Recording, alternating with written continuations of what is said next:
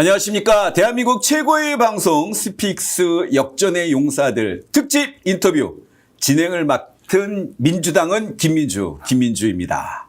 오늘 함께 하실 용사를 소개해 드리겠습니다. 청주시 청원구 국회의원 송재봉 의원님 모셨습니다. 의원님 어서 오십시오.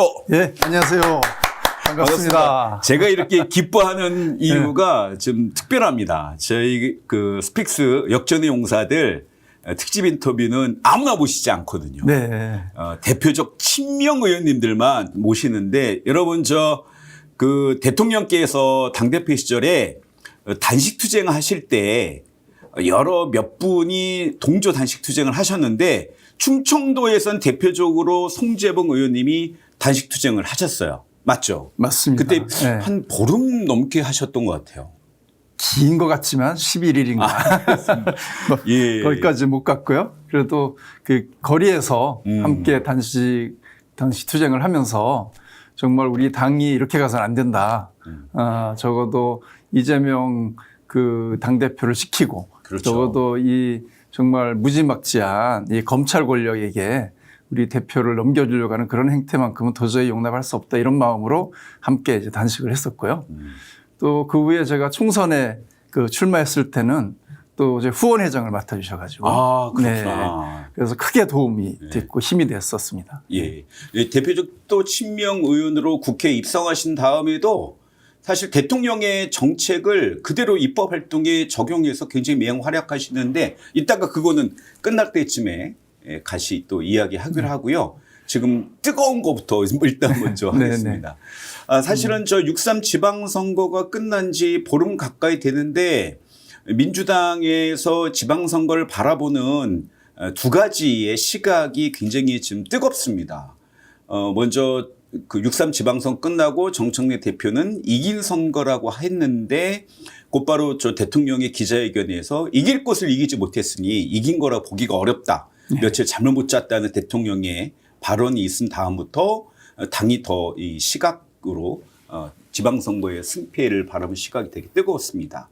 이현주 최고위원은 패배의 책임을 지고 사퇴를 했고요. 황명선 최고위원도 책임을 지고 다음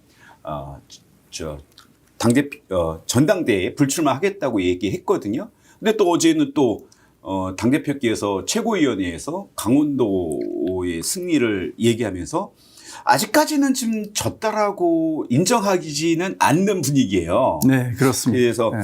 그 의원님께서 보실 때는 6.3 지방선거 이긴 겁니까? 진 겁니까? 애매한 겁니까?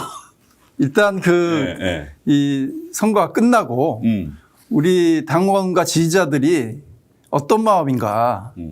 혹자는 윤석열이 당선됐을 때 같은 마음이다. 그런 처참함과 그 고통을 겪고 있다. 이렇게 얘기하는 분들이 많이 있어요. 그 정도로? 예, 그것은 아마 당원들이 볼 때나 지지자들이 볼 때는 뭔가 승리했다고 보기는 어렵다. 이렇게들 생각을 하는 것 같고요. 또 결과는 그 선거 이후에 지지율로 나타나고 있지 않습니까?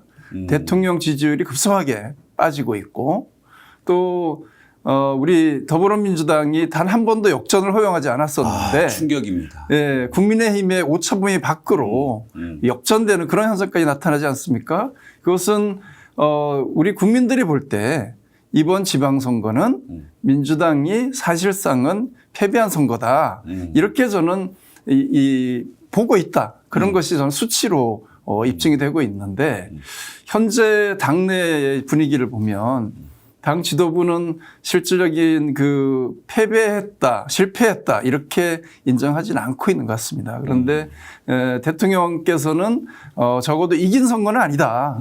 그것은 반드시 이겨야 할 곳, 또 져서는 안 될 곳에서 진 것 아니냐. 그런 면에서 볼 때는 이긴 선거가 아니다 이렇게 이제 평가를 하고 있기 때문에 이와 관련돼서는 지금 뭐 그 상당히 좀 그 온도차가 있지 않습니까? 그런 그렇죠. 상태다 이렇게 보여집니다. 제가 보기에는 충청북도의 선거 분석이 굉장히 중요해요. 네. 왜냐하면 지금 중앙당 지도부에 대한 선거 패배 책임론이 있고 또 그렇지 않고 사실은 지방선거는 시도당이 대부분 공천을 그렇죠. 하잖아요. 네. 그래서 시도당이 책임이라는 말도 있는데 네.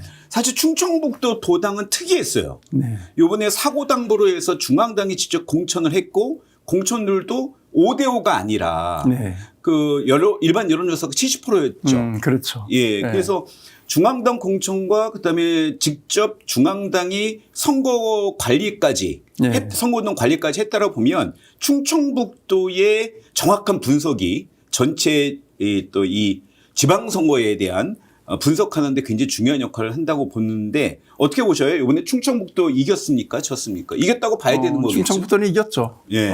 그래서 충청북도의 선거 결과가 전국 선거의 바로미터다 이렇게 얘기하거든요. 그래서 저는 충청북도가 선거에서 이겼는데 서울이 졌다는 건 도저히 이해가 안 되는 일이죠. 또 그렇게 볼 수 있겠네요. 그렇죠. 그래서 충청북도는 두 가지가 동시에 이제 평가 의미가 있었죠. 기존의 충청북도 지사가 다 국민의힘이고 단체장이 대부분이 다 국민의힘이었기 그렇죠. 때문에 이것에 대한 평가의 의미가 굉장히 있었고 특히 충북지사였던 김영환 지사는 그 뭐 단체장 직무 평가든 뭐든 어디나 항상 최하위권에 머물러 있었기 때문에 충북은 이기는 것이 어쩌면 당연한 그런 결과이기도 했다. 그렇게 보여지거든요. 쉽게 얘기해서 이길 곳을 이겼다. 그렇죠. 네. 그리고 만만치 않지만 당이 똘똘 뭉쳐서 충북 도당이 똘똘 뭉쳐서 열심히 했다. 이거는 그렇죠. 선대위에서 뭐 하셨어요? 충북 선대위에서. 제가 그 공동선대위원장. 공동선대위원장 송재봉 공동선대위원장이 열심히 해서 이겼다. 제가 정말 그 충북 곳곳을 예. 처음으로 열심히 뛰어다녔죠. 그래서 얼굴이 까맣게 타시고. 예. 제천 단양부터 해서. 참 제천이 한 번도 저희 당이 이긴 적이 없었던 것 같아요. 예전에 한번 이긴 적은 있는데 이번에 이제 이겼거든요. 근데 제천은 사실 그 객관적으로 보면 보수 우위 지역입니다. 그래서 우리 당이 이기 어려운 지역인데 이번에는 꽤 큰 표차로 승리를 했거든요. 특이한 게 저 박근혜가 방문했던 옥천. 네. 옥천도 이겼더라고요. 그렇죠. 그래서 박근혜의 이제 방문 효과가 제가 그 당시도 없다 이렇게 평가를 했는데 뭐 상당히 압도적으로 이겼습니다. 옥천 같은 경우는. 그러면 우리가 패배 이후로 일부 봤던 박근혜 효과는 사실상은 없었다라고 보시는 저는 없었다고 거네요. 봅니다. 그거 굉장히 중요한 분석이네요. 그러면은 저 충북 도당은 사고당부로 공천 과정에서부터 중앙당이 관리했잖아요. 그렇죠. 그거에 대한 실과 득이 있었어요? 어떻게 보세요? 괜찮게 공천 관리가 됐다고 보시는 거예요? 제가 볼 때는 그 공천 룰이 이제 바뀌었잖아요. 그래서 보통 우리가 그 당원 50 또 일반 국민 50 이렇게 50대 50으로 했는데 우리는 충북만 특이하게 7대 3으로 그래서 일반 국민 여론조사가 50, 70을 차지했거든요. 그래서 기존 룰대로 했으면 일부 지역 같은 경우는 사실 후보가 바뀌기도 한 그런 결과치로 나온 데도 있거든요. 그런데 이제 결과적으로는 어쨌든 국민 다수의 여론 지지를 받는 후보가 된 거잖아요. 그런 면에서 볼 때는 오히려 더 경쟁력을 갖춘 후보가 그 적어도 도민에게 우리가 제시할 수 있었다. 그런 면에서는 아마 긍정적 의미가 있다 이렇게 봅니다.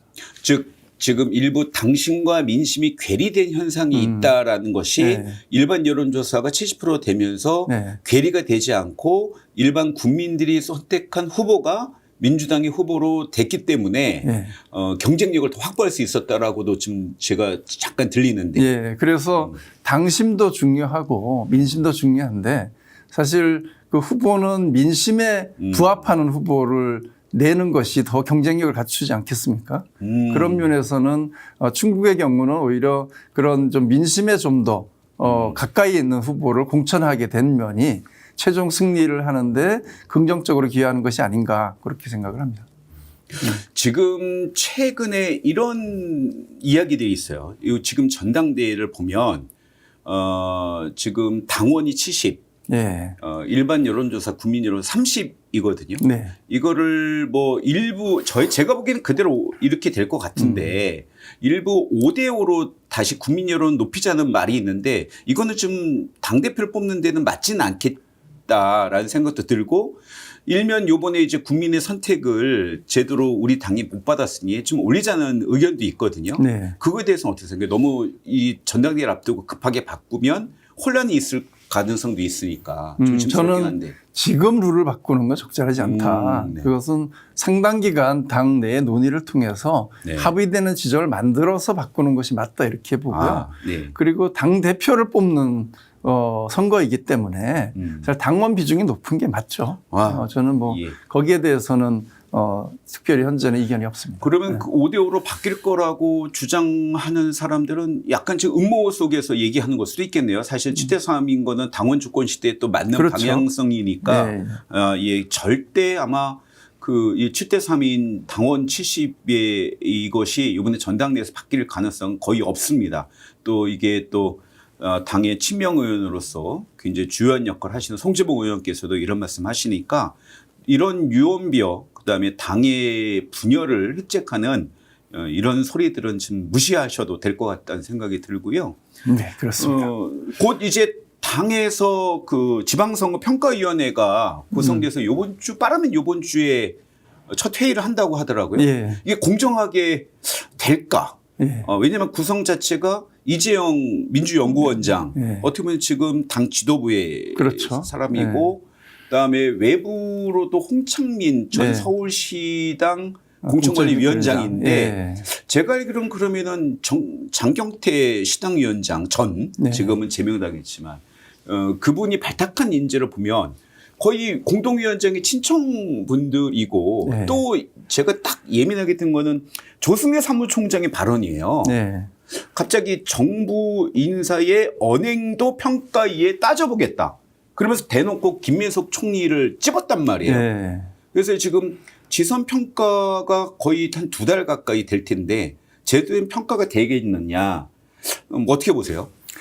글쎄 말이에요. 그 평가위원회를 구성하는 건 뭐 필요하죠. 당연히 선거를 치르면 거기 합당한 평가위원회를 구성하는 건 맞는데 그 평가위원회가 평가를 객관적으로 뭐 여러 가지 근거를 가지고 하는 것은 상당한 시간이 걸릴 수밖에 없지 않겠습니까? 맞아요. 그래서 지금같이 전당대회를 지금 2달 앞두고 첨예하게 지금 이 후보 간의 경쟁 구도가 형성돼 있는 상태에서 이 평가위원회가 제대로 평가를 해서 그러면 최종 경선 결과가 발표되기 전에 내놓을 수 있는가 결과를. 그렇죠. 내놓을 수 있죠. 그건 사실 어렵죠. 저는 어렵다고 봅니다. 예. 뭐 중간에 그 공청회나 토론회 정도를 할 수는 있을지 모르겠지만 최종 결과는 아마 전당대회 이후에 나올 수밖에 없다. 그렇죠. 이게 또 잘못 섣불리 그 전당대 8월 17일 이전에 내면 이거 선거에 영향을 미칠 그렇죠. 수도 있는 거 아니에요? 네. 그리고 현재의 지도부가 그리고 전재 당대표가 만약에 그 전당대회에 당대표로 출마하지 않는다고 하면 사실 평가위원회가 좀 더 객관성을 가지고 평가한다 이렇게 이야기할 수 있겠지만 예. 당사자가 만약에 후보로 출마한 상태에서 이 평가위원회가 평가 결과를 내놓을 경우에 당연히 이제 이것이 합리적이고 공정하냐라고 하는 시비에 휘말릴 수밖에 없기 때문에 평가위원들 입장에서도 최종 결과는 그 선거 과정에 내놓기는 어려울 거다 이렇게 저는 봅니다. 네. 그렇군요. 많은 국민과 당원들은 좀 빨리 내놓기를 원하는데 사실은 실제적으로는 전당대회에 영향을 미칠 가능성이 있기 때문에 늦어질 거다. 그러자도 한 80일 얘기를 하더라고요. 그렇죠. 2달 내에 사실 하기가. 평가를 제대로 해서 보고서를 내는 것이 현실적으로 어렵죠. 여러 가지 데이터 분석도 해야 되고 또 다양한 의견도 들어야 되는데 그러기에는 너무 촉박한 일정이고 후반부로 가면 갈수록 경선이 정말 뭐 지금 같으면 거의 그 굉장히 격렬하게 지금 노선 경쟁이 붙을 가능성이 높잖아요. 그리고 이 경선 과정 자체가 선거 평가를 놓고 붙을 가능성이 많아요. 맞아요. 그래서 현 지도부의 책임론과 뭐 여러 가지 이런 것이 그 가지고 격돌할 텐데 그 과정에 이분들이 평가 보고서를 내놓을 경우에 그 상당한 정책 부담을 갈 수밖에 없다 그렇게 생각합니다. 저는 지방선거 결과를 냉철하게 국민과 당원의 시각에 맞게 올바르게 내야 된다는 건 맞는데 벌써부터 책임 공방 니 탓이야라는 게 좀 안타까워요. 얼마 전에 박규환 최고위원이 이런 발언을 했어요. 이게 당 지도부의 책임이라면 그리고 뭐 내가 뭐 총사퇴 내가 총사퇴에서 깜짝 놀랐습니다. 이게 민주당의 최고위원으로서 할 이야기인가? 그럼 내각 총사퇴 그럼 더 나가서 대통령 책임이라는 말로 들리거든요. 예. 어떻게 보셔요? 그게 좀 조심해야 된다고 생각을 하거든요. 절대 해서는 안 될 발언이죠. 저는 네. 그렇게 생각을 합니다. 그러니까 아무리 뭐 지금 뭐 친명 친청 이런 갈등 구조에 있다 하고 이 전당대회를 앞두고 있는 그런 시점이고 이견이 있다고 해도 네. 사실 이번 그 지방선거는 이재명 대통령이 일잘하는 이재명 대통령에 힘을 실어주자라는 그 호소로 선거를 치렀거든요. 맞아요. 그리고 누가 봐도 이재명 대통령의 지지율이 60%를 넘게 그렇죠. 안정적인 그런 지지 기반을 가지고 있는 선거였는데 이 선거에서 사실은 객관적으로 보면 진 선거를 만들어냈단 말이죠. 그렇게 해놓고 현재도 그 국정 수행을 원만하게 잘 수행하고 있고 또 지금도 그 유럽에 가서 정말 그 이 외교 예. 국격을 높이는 외교를 또 얼마나 지금 잘 수행하고 있습니까? 엄청난 성과도 나오고 있는데 이런 시점에 집권 여당의 최고위원이 느닷없이 내각 총사퇴 얘기를 한다는 건 네. 좀 나가도 너무 나갔다. 아무리 대학 선후배여도 아무리 좋게 보려고 해도 그 모르셨죠? 저 박효안 최고위원이 제가 한번 검색해봤더니 아니 뭐 일부러 그것 때문에 그런 것 같지는 않겠죠. 최고위원인데 근데 저 건대 나오셨더라고. 아 그래요? 설마 그것 때문에 그러신 건 아니겠지만 믿습니다. 그것 때문에 그러신 건 아니지만 부적절한 발언에 대해서 박효안 최고위원이 조속히 좀 사과해야 된다고 생각하고요. 자연스럽게 전당대회로 주제를 넘어가 보겠습니다. 전당대회가 지금 엄청 뜨겁습니다. 그렇습니다. 지금 당대표 여론조사, 후보 여론조사가 몇 개 나왔는데 특이하게 우원식 의장님 나왔어요. 진짜 우원식 의장님, 그다음에 김용민 의원님, 송영길 대표, 그다음에 이제 정청래 현 대표, 그다음에 김민석 총리 이렇게 있는데 이 5분이 전부 다 출마할 거라고 보세요? 아니면은 실질적으로 몇 분 출마할 거라고 보세요? 당내 분위기는 어떻습니까? 현재 상태로 보면 아마 그 김민석 총리는 출마하실 거 보여지고요. 현재까지의 행보로 보면 정청래 대표도 출마할 걸로 보여지고. 아, 연임 불출마 안 합니까? 불출마하실 거면 이렇게 상황을 끌고 가지 않았을 것 같은데요. 불출마하시면 좋겠다는 생각을 좀 해보고 이재명 정부에서 더 크고 좋은 일 하실 수 있을 것 같은데 뭐 출마하실 가능성이 있군요. 뭐 여러 가지 뭐 지금 당 내에서 책임론이 분출하고 있긴 합니다만은 아마 지금까지 여러 가지 그 대응하고 있는 모습이라든가 뭐 이런 걸 보면 아마 출마 쪽으로 방향을 잡은 것 아닌가 이렇게 보여지고요. 송영길 전 대표도 지금 여러 가지 이제 움직이는 보폭을 보면 아마 출마할 가능성이 높아지고 있는 것 아닌가. 오늘 보니까 송영길 대표님이 18일 날 아주 전당대회 당대표 후보의 아주 그 코스인 봉하마을하고 문재인 대통령 예방을 한다고 하더라고요. 거의 마음을 굳히신 것 같아요. 그 우원식, 김용민 두 분은? 아, 김용민 의원도 아마 출마 쪽으로 지금 상당히 가 있는 것 같지 않습니까? 그러게 어제. 그런데 글쎄 그 뭐 여러 가지 발언 내용을 보면 근데 역시 검찰 개혁 이슈를 잡고 또 그 김민석 총리를 좀 상당히 공격하고 이런 걸 보면 아마 그 출마 쪽으로 방향을 잡은 것 아닌가 이렇게 보여지고요. 그렇죠. 우원식 의장님은 아마 안 하시겠죠. 바로 의장을 그만두시자마자 이 당대표에 도전하는 것에 대해서는 뭐 지지도는 상당히 나오고 있거든요. 그런데도 아마 당장 출마로 방향을 잡지는 않을 것 같다 이런 느낌이 좀 듭니다. 우원식 의장님하고 또 인연이 있으시잖아요. 네, 뭐 인연이야 다 있죠. 우원식 의장님하고는 또 폭넓은 교류도 해오셨고. 그렇습니다. 어제 김용민 의원 발언을 보면 둘 다 공격했거든요. 정청래, 김민석. 근데 김민석 총리를 공격한 게 더 많이 회자가 되고 있는데 결국에는 김용민 사자구도에서 김용민의 출마는 김 총리한테 유리할까요? 아니면 정청래 대표한테 유리할까요? 어떻게 보세요? 사자구도로 가면 김민석 총리한테 유리하지 않을까요? 아, 제가 판단에는. 예. 왜냐하면 그 정청래 대표와 이 김용민 의원은 지지층이 일정하게 겹치는 검찰 개혁이라는 이슈에 상당히 좀 그 방점을 두고 있는 그 우리 당원들에게는 소구력이 좀 가치 있는 면이 있다 이렇게 보여지고요.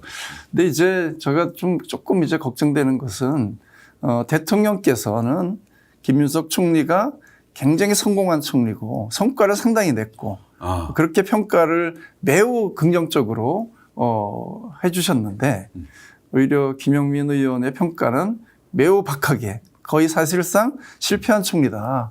이런 식으로 평가를 하고 있어요. 그래서 이렇게 다르게 평가를 할 수 있는 것이 가능한가. 그리고 그래도 대통령의 그런 여러 가지 발언에 대해서 이렇게 직접적으로 오히려 대응하는 것이 최종 이 후보로 나왔을 때 얼마나 도움이 될지 그것은 좀 봐야 되지 않을까 이런 생각을 합니다. 또 이제 관심이 많은 게 지금 정청래 대표에 대해서 김 총리하고 송영길 대표가 연합전선을 펼친다는 분석이 많아요. 네. 단일화가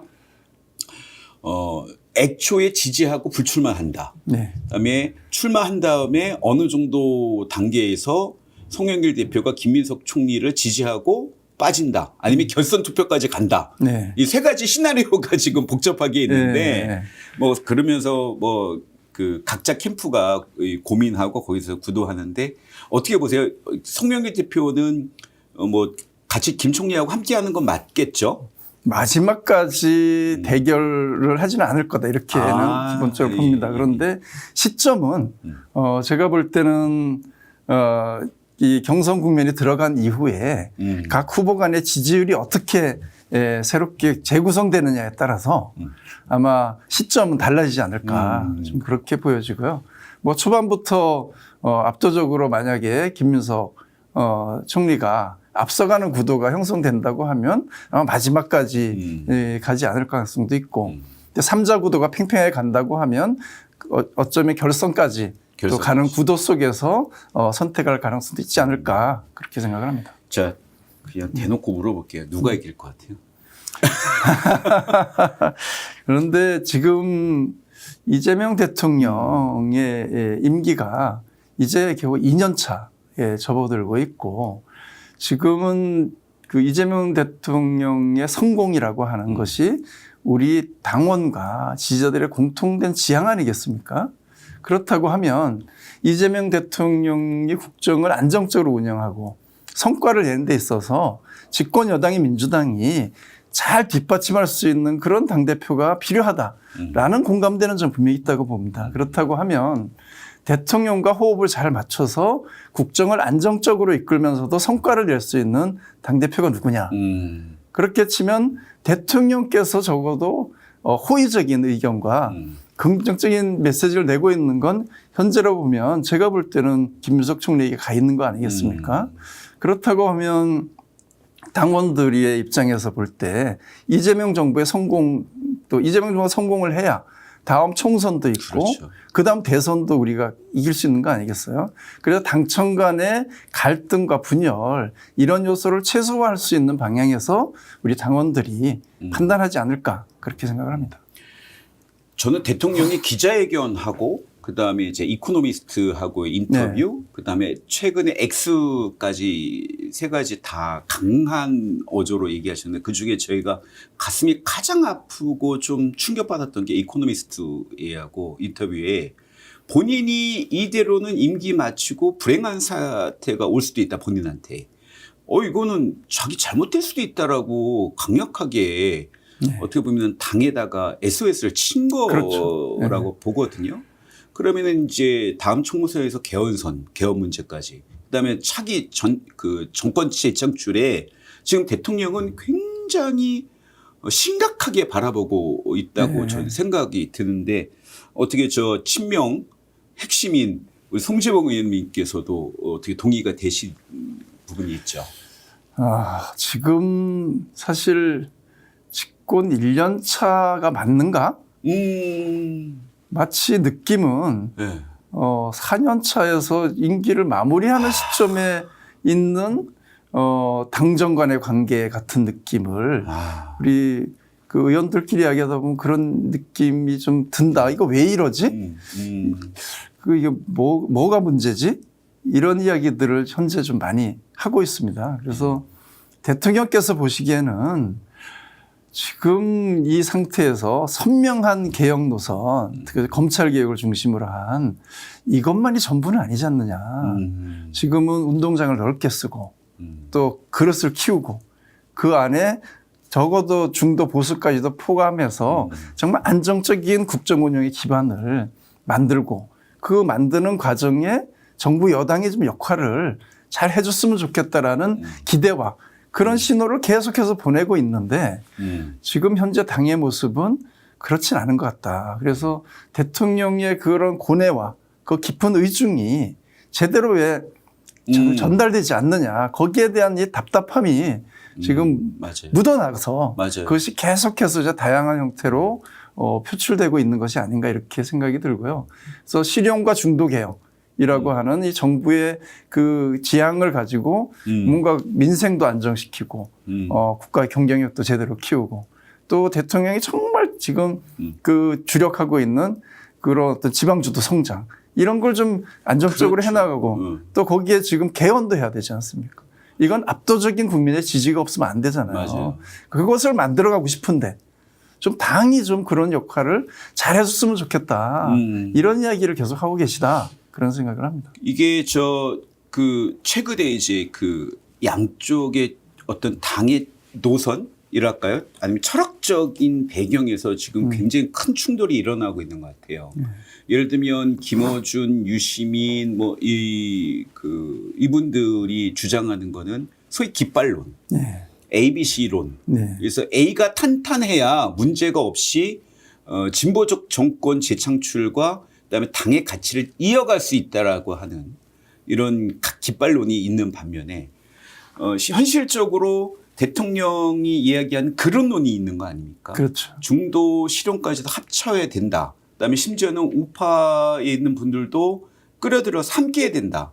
DJ가 정권을 창출했을 때, 재창출했을 때 이런 부분이 이제 큰 노선의 큰 싸움이 아마 사실 그 인물 정청래 김민석 이런 인물이 아니라 이런 철학적 가치관의 대충돌 그렇죠. 이런 것들이 네. 좀 있다 보는데 제가 왜 지금 의원님한테 이 말을 듣고 이 얘기를 드리냐면 사실 성재봉 의원은 제가 알기로는 학생운동 때문에 옥고도 치러시고 이후에 평생을 시민운동을 했던 분이에요. 예. 그래서 누가 보다도 사실은 유시민 작가가 얘기하는 A그룹의 A예요. 근데 이분이 지금 이재명 대통령의 뜻을 따르고 이재명 대통령의 철학을 받아들여서 그런 논을 지금 주장하고 계시는 거잖아요. 네. 이번 전당대회는 개인이 누가 당대표가 되느냐 중요한 게 아니라 당이 앞으로 정권 재창출을 위해서 어떠한 노선, 정책적 노선, 철학을 가지고 당을 앞으로 이끌 건가라는 굉장히 좀 세게 노선 논쟁이 있어야 된다고 전 주장하는 거거든요. 예. 뭐 제가 혹시 틀린 말이거나 흥분했으면 아니 아주 100% 동의를 하고요. 그래서 이번 저는 전당대회가 매우 중요하다라는 생각을 하고요. 그래서 저는 그 편을 가르고 상대를 규정하고 그렇게 해서 갈라치기 하고 이런 방식으로 전당대회가 가면 우리가 공멸할 수도 있는 거 아니냐. 예, 그래서 오히려 저는 그런 선명한 노선 경쟁을 해야 된다. 그래서 어떤 것이 우리 민주당의 그 안정적인 재집권과 또 이재명 정부의 성공에 도움이 되는 방향인가. 이런 논의가 더 오히려 폭넓게 당원 간의 논쟁이 벌어질 수 있는 그런 장을 만들어야지 그걸 누구를 비하하고 아니면 아예 미리 규정하고 이런 식으로 이 경선이 치러지면 아마 끝나고도 그 후유증을 해소하기 굉장히 어렵게 되고 그런 여러 가지 지금 당으로 보면 위기 상황이다. 그래서 위기 상황을 잘 관리할 수 있도록 오히려 지금 당의 그 선관이라든가 전준이라든가 이런 구성을 그래서 잘해야 되는 숙제도 저는 있다 이렇게 봅니다. 근데 전 당 지도부에서 전준희하고 성관이까지 대표가 예, 구성하겠다는 구성하고 예. 물러나신다는 거 아니에요? 예. 예. 그래서 아마 지금 현재 중앙위원회 아마 투표가 예. 진행 중인 것 같은데 우리 규정상 보니까 60일 전에 당대표가 사퇴를 하는 걸로 돼 있는데 이번에는 이 시기상 여러 가지 이제 어려움이 있다. 그래서 그 예외를 두는 안까지를 포함해서 아마 그 투표가 이루어지고 있는 상황인 것 같습니다. 예. 이제 전당대회 더 좁혀서 들어가면 요번에 전당대회는 단순히 뭐 최고위원 당대표만 뽑는 게 아니고요. 사실은 이제 지역위원장하고 네. 그다음에 그 시도당 위원장도 선출을 하게 되어 있습니다. 그래서 지역위원장은 이제 현직 의원이시니까 아마 당연직으로 되시는데 당연직으로 되나요? 네, 제가 알기로는 우선권을 드리는 걸로 알고 있는데, 그래요? 예, 도당위원장 문제가 있잖아요. 네. 사실 여러분 충청권 할 때 충청이요, 충주와 청주를 얘기하는 겁니다.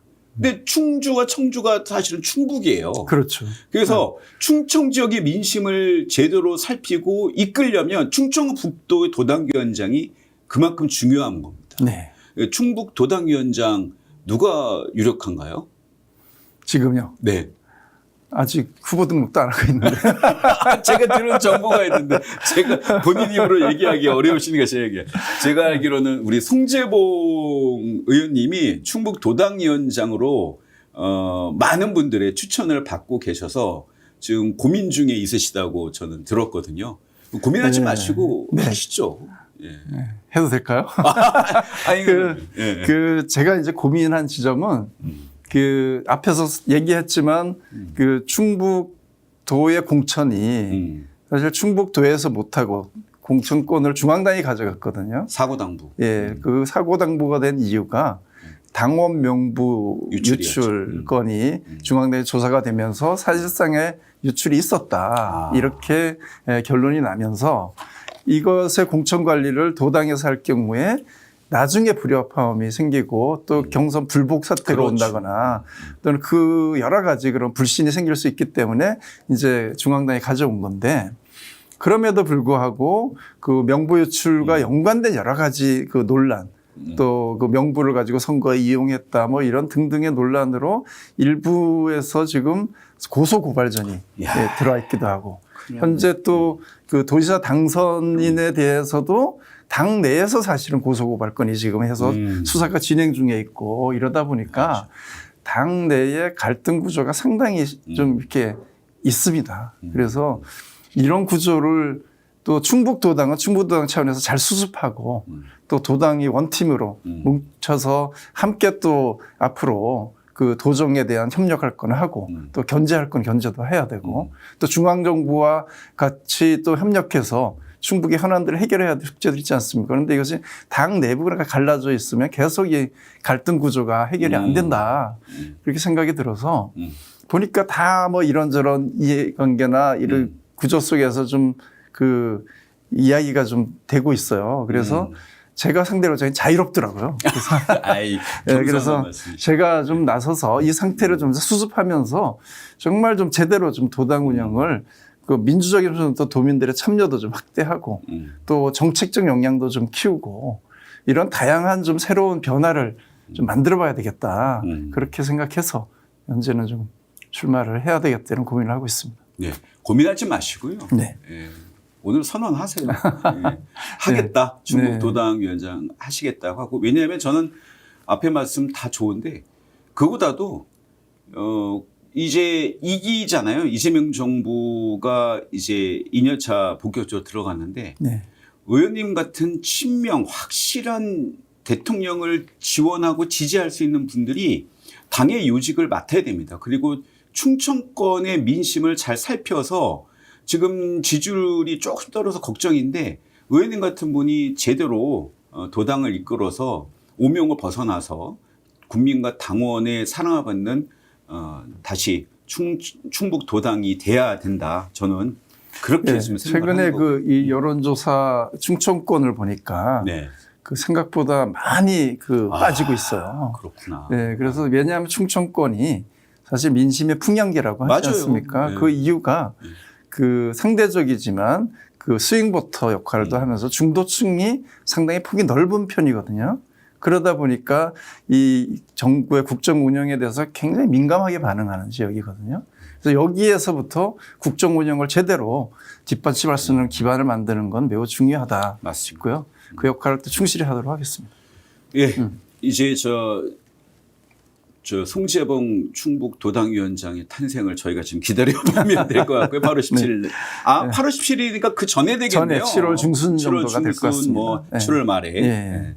당선되고 제가 전화로 인터뷰 다시 하기로 하고요. 네. 그러면은 이제 강력한 충북도당위원장이 되실 송재봉 의원에 대해서 제가 아까 얘기했는데 일단은 대통령님 단식할 때 같이 단식 네. 그때 힘드셨죠? 뭐 힘들었죠. 힘드셨죠. 힘이 안 들다고 하면 뭐 네. 그건 원래 단식이라고 하는 것 자체가 사실은 굉장히 이제 스스로를 오히려 그 뭐라 그럴까 자신의 신체적인 그런 고통을 감내하면서 가는 거니까 그렇지만 또 힘들지만은 않았던 것이 그 당시에도 이재명 대통령을 지켜야 되겠다, 이재명 대표를 지켜야 되겠다고 하는 수많은 정말 당원과 시민들이 찾아와서 응원해주고 정말 같이 가야 된다. 이런 마음들이 그때는 딱 모아져 있었거든요. 당원들의 마음이 하나로 모아져 있었기 때문에 그 힘으로 다 극복해 온 거지 않습니까? 그랬기 때문에 그 과정 자체는 힘들지 않았다. 근데 지금 우리가 힘든 이유는 당원들이 분열돼 있고 서로에서 적대시하고 이것이 제일 힘든 거거든요. 대통령은 얼마나 힘들겠어요. 네. 그걸 바라보는 마음이. 우리도 이렇게 힘든데 이걸 잘 우리가 지금 극복하고 또 새로운 어떤 더 큰 틀을 하나로 만들어가는 것이 우리 당이 지금 해야 될 매우 긴급하고 중요한 숙제다 이렇게 생각합니다. 제가 아까 우리 송재봉 의원님이 예전에 옥고도 치르시고 학생운동부터 시민운동 항상 충청북도의 시민단체에 어떻게 보면은 가장 리더 역할을 많이 하셨는데 현실 정치에 또 뛰어드셨고 그 A 중에 A잖아요. 사실은 유시민 작가가 얘기한 A 중에 A인데 A 중에 A가 바라보는 이 ABC론과 내가 앞으로 어떤 정치를 하려고 하고 또 어떤 정치를 하기 위해서 뛰어들었는지 그 간략하게 좀 궁금해요. 예. 뭐 ABC로는 저는 논평할 가치가 없다. A이신데. 네. A들은 좀 B, C 싫어하는 거 아니에요? 그렇지 않습니다. 네.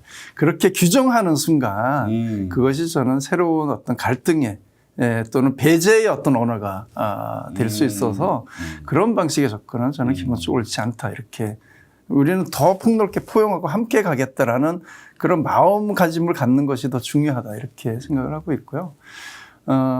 저희가 그 시민운동 하면서 정말 지역의 중요한 굵직한 현안들도 많이 해결도 해보고 또 시민과 함께하는 또 그런 여러 가지 정책도 만들어보고 이랬었는데 문제는 그것이 그 제도화 단계에서 다 이렇게 막히더라고요. 그렇지. 그래서 정치는 사실 국민의 그런 다양한 이야기를 묶어서 입법을 통해서 제도화하고 그래서 안정적으로 그 시스템을 만드는 데 있잖아요.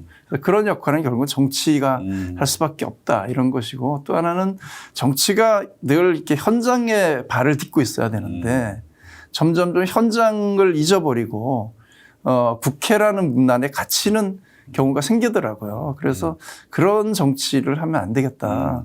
언제나 우리의 고민은 국민 눈높이에서 출발해야 되고 그래서 국민의 현장에서 발을 딛고 거기에서 정책도 만들어져야 되고 또 입법도 거기를 기반으로 출발해야 된다. 늘 이런 생각을 하고 제가 국회 와서도 늘 그래서 그런 고민을 하면서 현재 좀 정치 활동하고 있고요.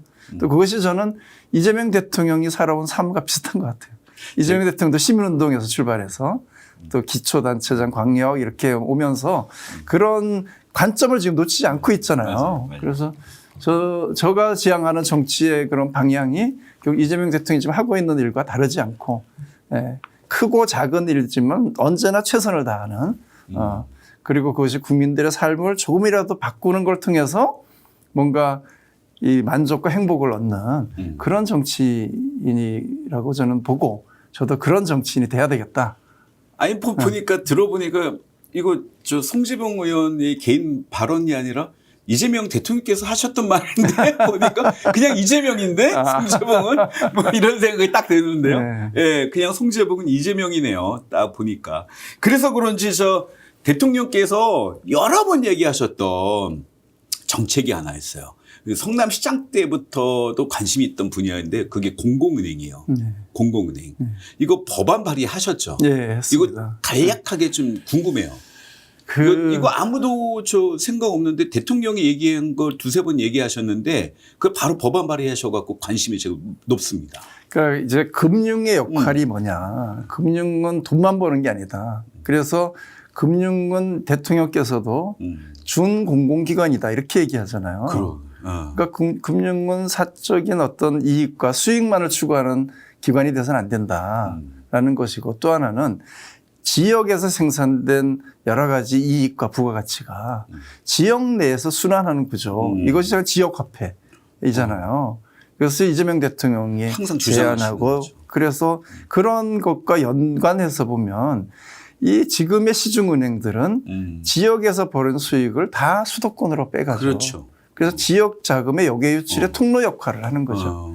그런데 이것을 공공이 일정하게 투자를 해서 지역의 공공은행으로 운영하게 되면 수익 창출의 목적이 아니라 지역의 어떤 상생과 지역 순환 경제를 제대로 키우는 데 기여하면서도 동시에 사회적 약자라든가 금융 소외계층까지를 배려하는 그런 금융으로 자리를 잡을 수 있고 그 수익은 100% 지역에 재투자하는 그런 구조가 되니까 지역의 자립과 지방 소멸에 대응하는데 금융이 일정하게 기여할 수 있다. 그래서 지역 공공은행 설립이 필요하다. 이렇게 봐서 이 법을 이제 발의를 한 거죠. 대통령한테 영감 받으신 거예요? 아, 그렇죠. 그리고 역시. 뭐 그런 정책을 일관 때 지금 그 현재 그 농어촌 기본소득 이런 것도 다 지역화폐로 지급해서 예. 지역에서 돈이 순환하게 만드는 거잖아요. 사실은 대통령이 엄청난 지방 분권자, 자치분권주의자. 그럼요. 예. 네. 요거는 이제 거의 끝마무리가 돼서 재밌는 거 하나 여쭤보려고 네. 하는데 도지사 있잖아요. 신용환 도지사 당선자. 예. 제가 알기로는 신용환 도지사 그 당선인을 배출한 1등 공신입니다. 송재봉 의원님. 왜 그런지 아시죠? 아, 저의 지난 총선 때. 아, 갑자기 와가지고. 제가 정말 청원구에서 털을 열심히 닦고 있었는데. 그랬었죠. 예. 예, 최종 경쟁자가. 경선했었죠. 두 분이. 예, 그것도 100% 여론조사 경선으로 해서 신용환 후보와 제가 경쟁을 했었죠. 예. 예. 그때 많은 분들이 그때 영입인재였거든요. 신용환 그렇죠. 지사가. 그래서 예. 많은 분들이 신용환 그때 영입인재가 뭐 경선 붙으면 대부분 다 영입인재가 경선을 이길 때여서 네. 신용환 당선인이 이기겠지 그랬거든요. 네. 근데 우리 대통령님의 또 친명이고 후원회장에 또 대통령님이 해주셔갖고 이기셨어요. 네. 그래서 신용환 당선인이 절치부심에서 이번에 도지사가 된 거니까 예, 어떻게 보면 신용환 당선인이 한턱 쏘셔야겠는데요. 아, 그래야 한번 얘기해야 되거든요. 근데 그 당시 생각해 보면 예. 그 이제 대통령이 영입한 인재가 네. 전국에 많이 경선에 예. 나왔거든요. 예. 근데 다 됐어요. 예. 요 신용환 예, 후보만 딱 한 명만 제가 살아남았는데 예. 그런데 이제 그 이후에 제가 태도를 보면서 예. 조금 생각을 바꾼 것이 낙선하고 나서 그 곧바로 저의 선대위에 상임 선대위원장으로 참여를 했어요. 열심히 해주셨죠. 예, 다른 경쟁자들은 다 안 했거든요. 다 빠져나가고 이름도 안 걸어줬는데. 그렇구나. 예, 그래서 같이 그 총선을 또 띄워줬고. 네. 그러면서 그 최소한의 그래도 당에 대한 책임성, 정치적 책임윤리 이런 것을 가지고 있구나. 네. 그런 생각을 했고요. 어쨌든 그것이 계기가 돼서 이번에 이제 도지사에 도전을 했고, 네, 당선되신 거죠. 도지사의 경쟁도 제가 치열했거든요. 그렇죠. 네, 또 쟁쟁한 후보들이 나왔었고, 네, 예. 뭐 노영민 전 비서실장하고 나오셨죠. 경쟁을 했었는데, 그래서 이제 승리를 했죠. 그러니까 제가 1등 공신이 맞네요. 맞아요. 예, 어떻게 보셨습니까? 오늘 송재봉 의원님하고 재미나게 또 예민한 주제까지 낱낱이 속마음까지 다 열어서 시청자 여러분과 함께 이야기 나눴습니다. 끝으로 저 송재봉 의원님 하실 말씀 있으시면 하시고 예. 마무리 짓도록 하겠습니다. 적어도 저는 이번 이 전당대회가 후보자들 간에 적어도 이 우리 정부의 성공을 위한 미래를 놓고 경쟁을 하는 그런 경쟁 구도가 됐으면 좋겠다. 저는 대통령과 당대표가 이게 친명 친청의 대결 구도만은 되지 않았으면 좋겠다라는 좀 희망을 가지고 있고요. 네. 그래서 그런 방향에서 우리 정말 당이 좀 잘 그 경선을 치루었으면 좋겠다. 네. 이런 예. 희망을 가지고 있습니다. 자, 시청자 여러분 오늘 감사합니다. 내일 역전의 용사에서 다시 뵙겠습니다. 의원님 같이 인사하고 마무리 짓겠습니다. 고맙습니다. 네, 고맙습니다. 수고하셨습니다. 유기농 밀가루로 만든 100% 수제 광화문 살롱 쿠키. 방부제와 첨가제 없이 정직하게 구운 건강한 맛. 지금 네이버에 스픽스몰을 검색하세요. 여러분 고맙습니다. 감사합니다. 스픽스 이렇게 애청해 주셔서 큰 힘이 됩니다. 항상 여러분들의 격려 응원 잊지 않겠습니다. 스픽스 구독 좋아요로 더욱더 저희들에게 힘을 주십시오. 스픽스 구독 좋아요.